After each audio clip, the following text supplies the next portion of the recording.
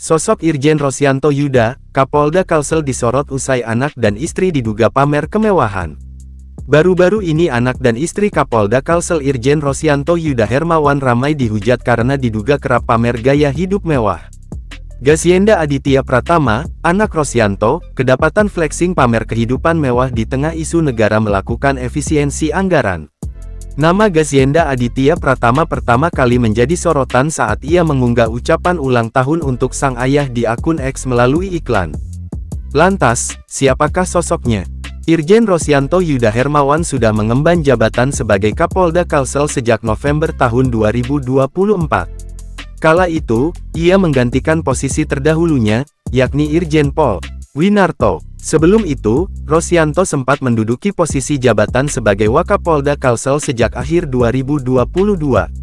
Polisi kelahiran Purworejo, tanggal 26 Februari tahun 1970, tersebut juga sempat menduduki sejumlah jabatan strategis di Polda Kalsel. Pada 2011, Rosyanto pernah mengisi kursi jabatan sebagai Kapolres Kota Baru. Pada 2013, ia sempat mengemban jabatan sebagai Kabid Propam Polda Kalsel. Irjen Rosyanto Yuda adalah lulusan Akademi Kepolisian Akpol tahun 1992. Kariernya di Polri pun juga sudah malang melintang. Pada tahun 2023, Rosyanto Yuda diangkat menjadi Wakapolda Kalimantan Selatan Kalsel.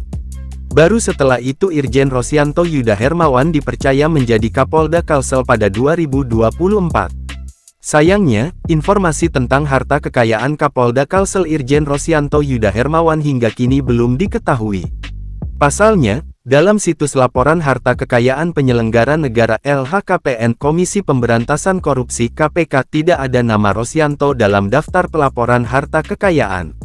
Padahal, lumrahnya seorang Kapolda mestinya melaporkan harta kekayaan kepada KPK melalui LHKPN.